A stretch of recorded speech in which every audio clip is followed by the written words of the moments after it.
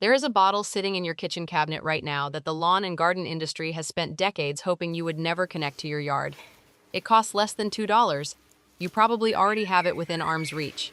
And it does work that overlaps almost perfectly with pH adjusters, weed control concentrates, fungal disease treatments, and soil amendment products that garden centers are pricing at $12, $18, even $25 a bottle.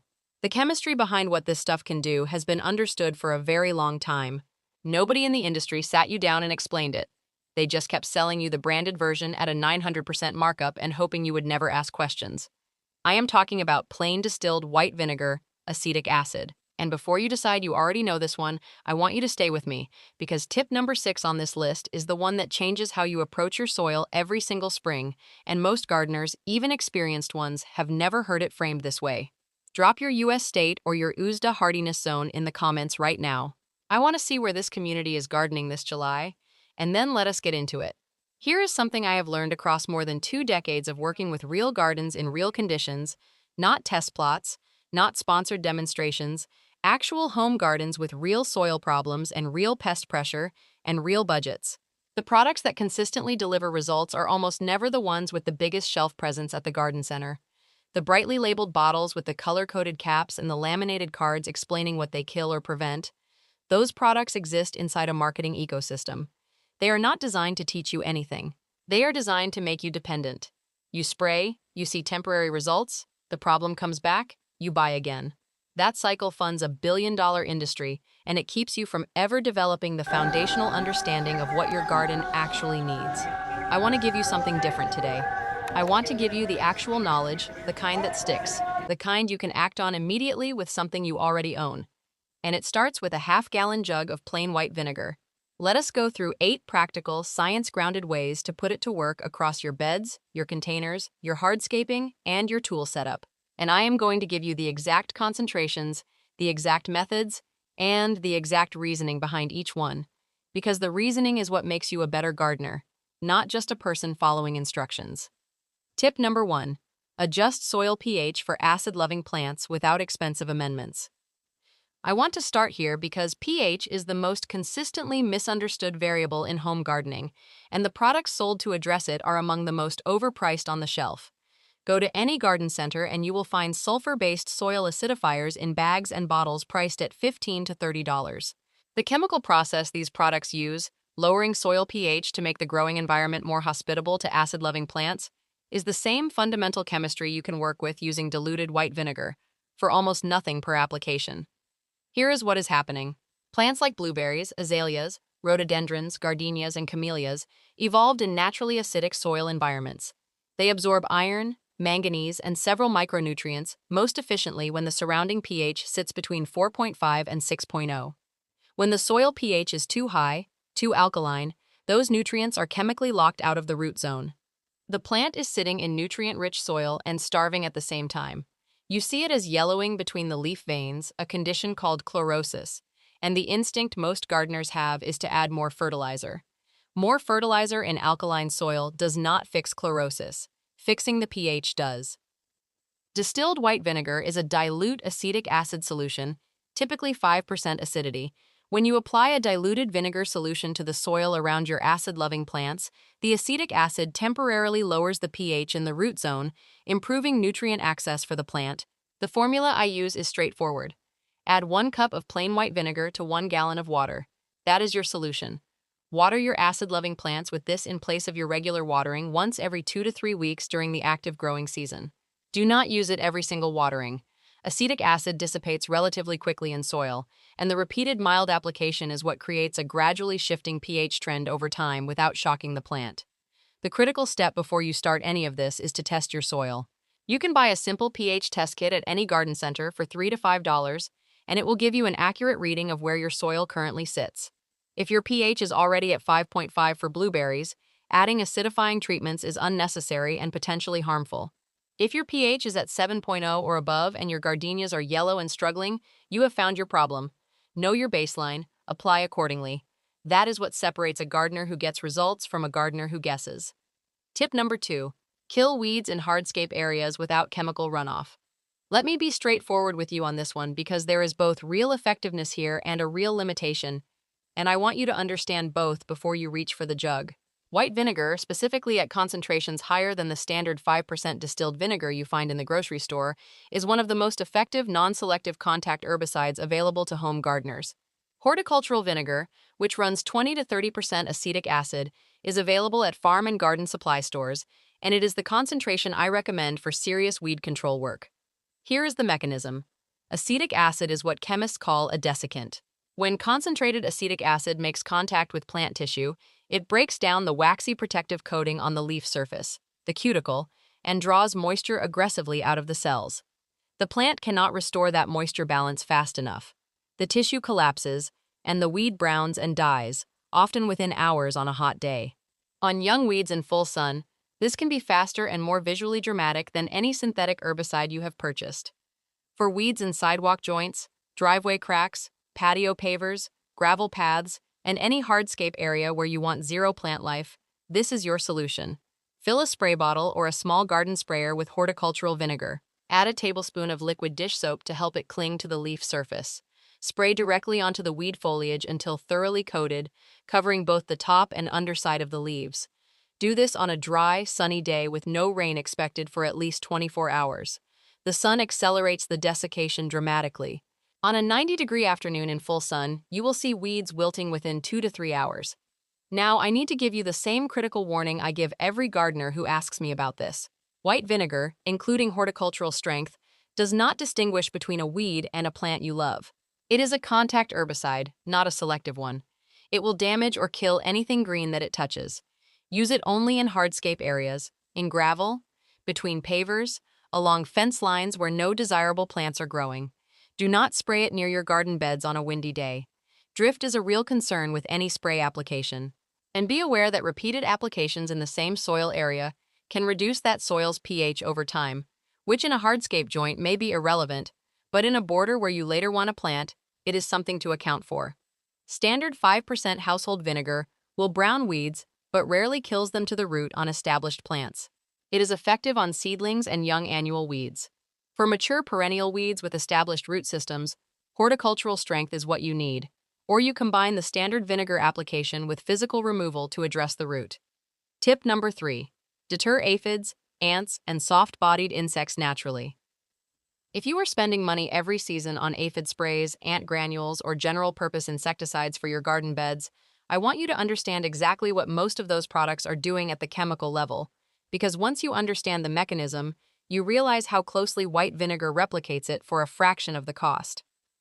Aphids are soft-bodied insects.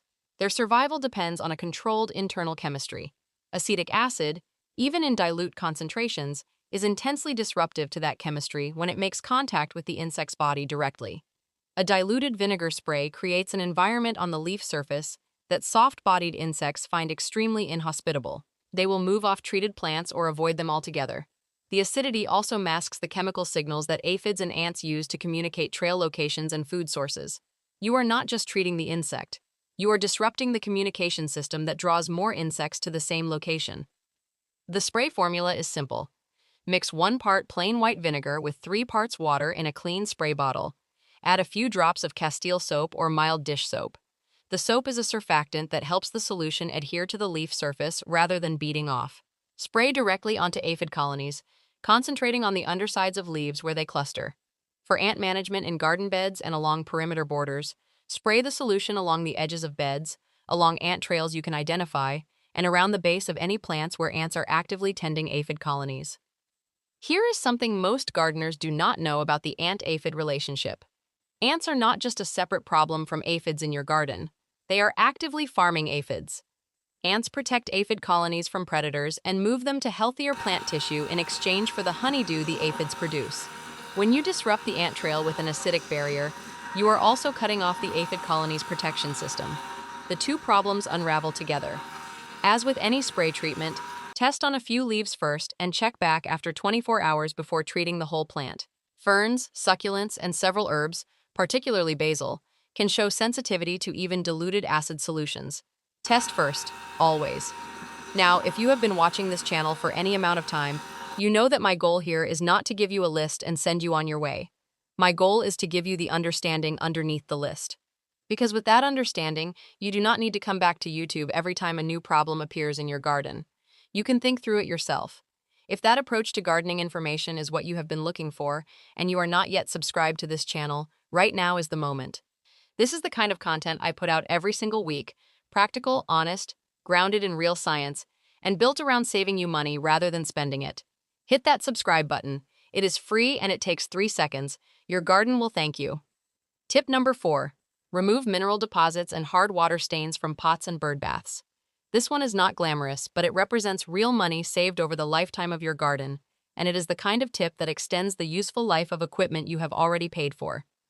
If you have been gardening for more than one season, you know the white, crusty deposits that build up on clay pots, glazed ceramic containers, concrete bird baths, and the lip of outdoor faucets. That mineral scale is calcium carbonate and other dissolved mineral compounds left behind as water evaporates. It is essentially limestone, and over time it does several things that hurt your garden. On clay pots, it blocks the microscopic pores in the terracotta that allow moisture and air exchange through the pot wall, which is one of the things that makes clay such a superior growing container in the first place. On bird baths, it creates a rough surface that harbors algae and bacteria. The cleaning products sold specifically for this problem are often just diluted acid solutions with a brand label. White vinegar is a dilute acid solution. It reacts with calcium carbonate, breaking it down into soluble compounds that wipe or rinse away easily. For clay pots, fill a bucket or bin large enough to submerge the pots with a solution of 1 part white vinegar to 2 parts water. Soak the pots for 1 to 2 hours, then scrub with a stiff brush. The mineral deposits will lift cleanly. Rinse thoroughly before repotting plants, because residual acidity can affect the soil chemistry in a freshly planted container. For bird baths, pour undiluted white vinegar directly onto the mineral-stained surfaces and let it sit for 30 minutes before scrubbing. Unlike many chemical cleaners, white vinegar leaves no residue that is toxic to birds or the insects they eat. Once rinsed clean, the bird bath is immediately safe for wildlife. This matters, and it is something the label on the commercial bird bath cleaner will never discuss with you directly. Tip number 5. Freshen and neutralize compost odors. A compost pile that smells aggressively of ammonia or rotting material is a pile with a chemistry problem. I covered this dynamic in some depth in an earlier video, but the white vinegar angle is one that rarely gets mentioned, and it works through a different mechanism than the baking soda approach, making them complementary tools. The sharp ammonia odor you sometimes get from a compost bin, especially one heavy in fresh grass clippings, kitchen scraps, or manure, is caused by nitrogen-rich material breaking down too quickly in conditions that favor the production of ammonia gas. Ammonia is alkaline. White vinegar is acidic. When you mist the surface of a pile that is producing ammonia odor with a diluted vinegar solution, the acid neutralizes the alkaline ammonia at the surface, reducing the gas production and, with it, the smell. The formula is simple. Mix 2 tablespoons of white vinegar into a quart of water in a spray bottle. Mist the surface of the pile lightly. You are not trying to drench the compost or significantly alter its chemistry. You are addressing the surface conditions where the gas is escaping. Repeat as needed when the odor spikes, particularly after adding large batches of nitrogen-rich material. I want to be honest about the limitation here. This is odor management, not a replacement for proper compost management. You still need to turn the pile.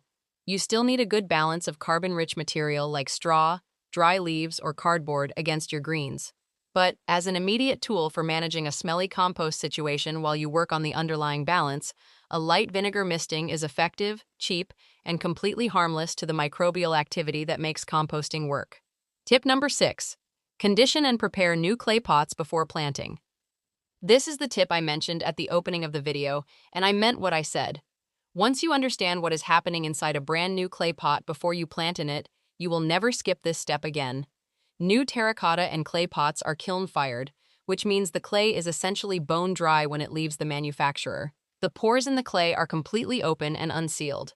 When you plant directly into a new pot without any preparation, the dry clay immediately begins pulling moisture out of the potting mix at an aggressive rate, far faster than the plant's roots can absorb it, and far faster than you can see from the surface. The soil surface may look moist, but the root ball can be drying out from the outside inward, as the clay draws moisture toward itself. Sensitive plants, especially fresh transplants and seedlings, can experience transplant shock from this moisture imbalance that looks exactly like underwatering. Gardeners compensate by watering more, which creates drainage and nutrient leaching problems. The real issue was never the watering frequency, it was the pot. The traditional conditioning step is to soak new clay pots in water for several hours or overnight before use. What white vinegar adds to this process is something the water soak alone does not accomplish. Fill a large bucket or tub with a solution of 1 part white vinegar to 4 parts water. Submerge your new clay pots completely and let them soak for at least 2 hours. Longer is better. What the vinegar does is dissolve any residual mineral compounds, manufacturing dust, and calcium deposits left behind from the kiln firing process. These deposits, invisible to the naked eye, can alter the soil pH immediately adjacent to the pot wall and can also contribute to the crusting and staining that appears on new pots within the first growing season. After the vinegar soak, rinse the pots thoroughly with clean water and then do a plain water soak for another hour. Let them air dry completely before filling with potting mix. A pot conditioned this way retains moisture more evenly, transfers less disruptive chemistry to the soil in those critical first weeks, and will accumulate exterior mineral staining far more slowly because the pores are already clean when planting begins. This costs you nothing but time.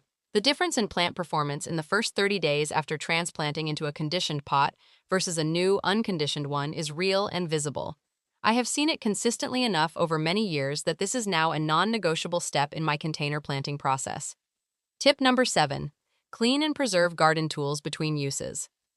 Let me give you the same message I give gardeners about tools every chance I get, because good tools are an investment, and the way most people treat their tools at the end of a workday is costing them money every single season. The two enemies of metal garden tools are rust and plant-borne pathogens. Rust forms when bare metal is left wet or in humid conditions.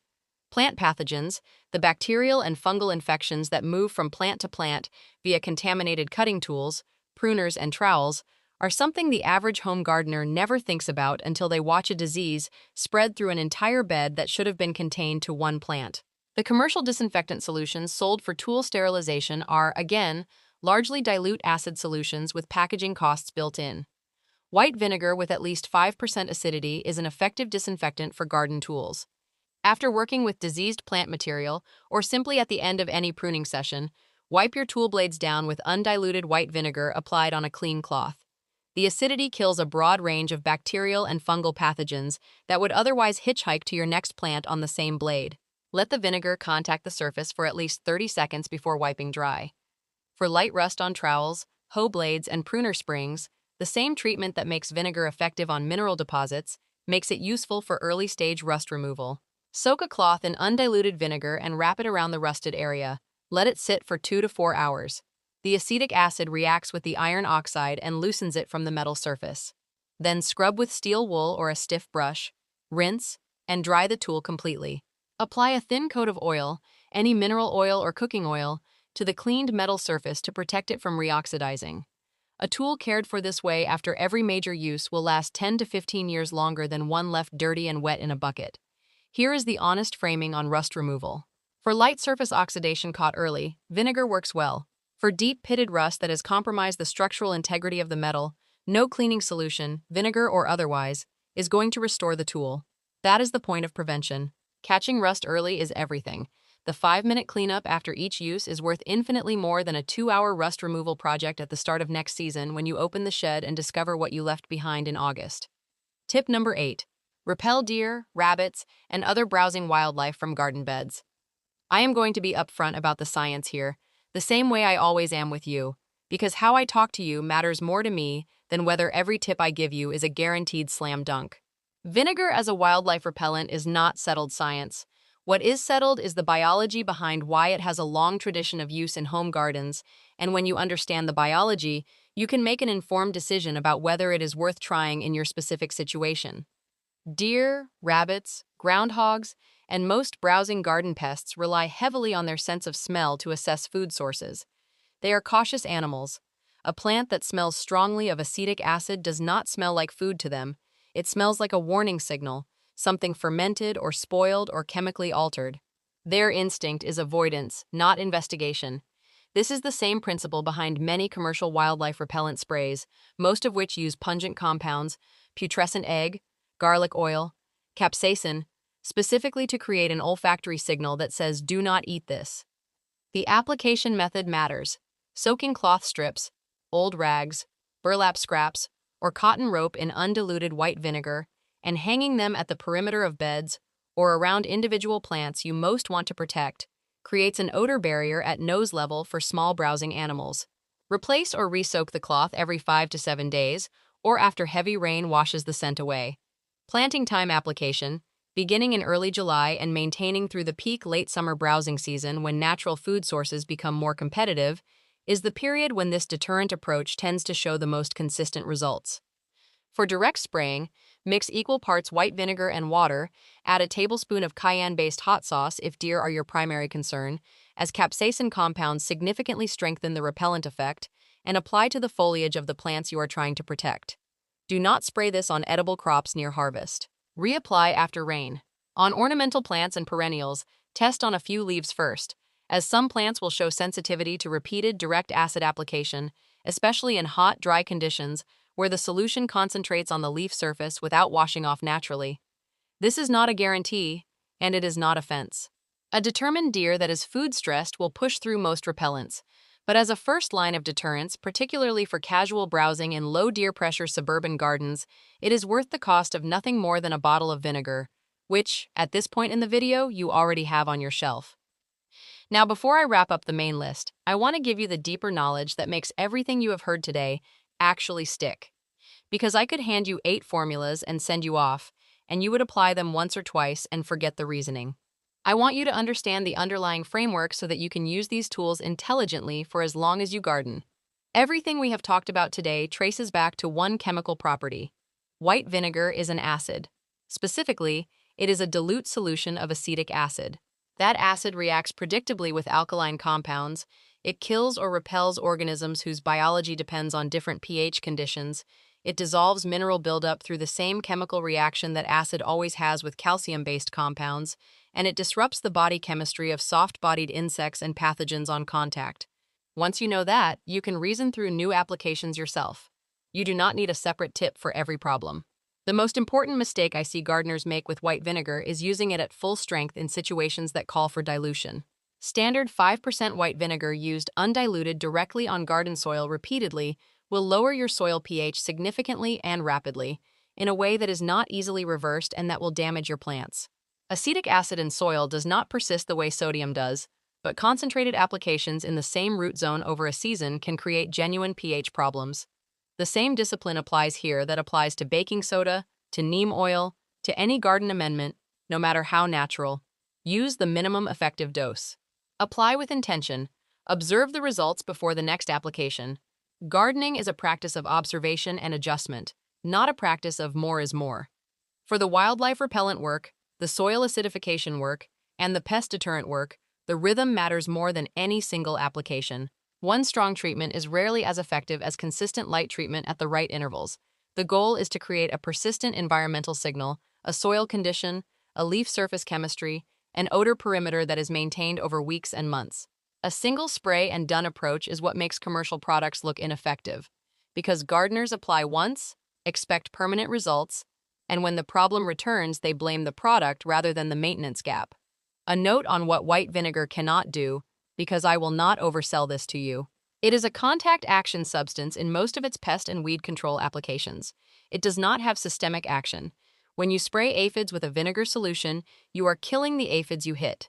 You are not sending a compound into the plant's vascular system that protects new growth from the next wave. Regular monitoring and regular reapplication is the management protocol. Systemic treatments, both synthetic and organic, work differently. Know the difference and choose your approach based on the severity and persistence of what you are dealing with. For fungal disease management specifically, I want to give you the honest comparison to baking soda, which I covered in a previous video on this channel. Baking soda works as a fungistatic agent by raising the pH of the leaf surface. White vinegar lowers pH. Using both simultaneously or in close alternation on the same plant is not something I recommend because you are working against yourself, creating a pH seesaw on the leaf surface that is more stressful to the plant than the fungal condition you are trying to treat. Choose one approach based on your plant's needs and your soil's baseline pH, and stick with it. The gardeners who get the most out of simple household amendments like white vinegar are not the ones who throw everything at every problem. They are the ones who understand one principle deeply and apply it with precision. They test their soil before amending it. They observe their plants for 24 hours after any new application. They keep records, even informal ones, in a notebook or a phone photo log of what they tried, when, at what concentration, and what the plant looked like a week later. That feedback loop is what turns a curious gardener into a competent one, and it costs nothing but attention. I want to say something directly to those of you who have been gardening for a long time. 5 seasons, 10 seasons, 20. You have accumulated real knowledge in those years. You know your climate, you know your soil type, you know which plants thrive in your specific yard and which ones struggle no matter what you try. The information in a video like this one is most valuable when it gives you a new lens to apply to what you already know. If you have been puzzled for years by why your gardenias stay yellow despite regular fertilizing, tip number 1 just gave you a framework to investigate. If your clay pots go through a cycle of moisture problems every spring, tip number 6 just explained why. I am not here to replace the knowledge you have built. I am here to give you more of it. That is what this channel is for. Every week, practical information grounded in real garden science, built around the idea that the best gardening tools are the ones you understand, and the best gardening money is the money you do not have to spend. If you have not subscribed yet and you have made it this far into this video, you already know whether this channel is worth your time. Hit subscribe.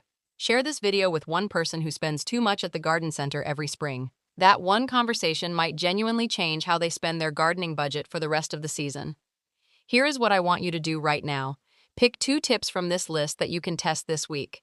If you have got a bottle of white vinegar in your kitchen, and I am willing to bet you do, you are already equipped. If you have got clay pots sitting empty that you are about to fill for a late summer planting, condition them tonight. If you have acid-loving plants that have been showing yellowing leaves all season, mix up that gallon of diluted vinegar and try it at your next watering. Small, precise, intelligent actions. That is how real gardens improve. Drop your state in the comments. Tell me which of these 8 tips you had already heard of and which one actually surprised you. Tell me what plant problem you are currently dealing with and whether any of these approaches seem like they might apply. That comment section is a real community of real gardeners who read each other's responses, and your experience, your specific climate, your specific plants, has genuine value to someone else watching this video right now. I want to hear from you. Your garden is waiting. Go put that vinegar to work.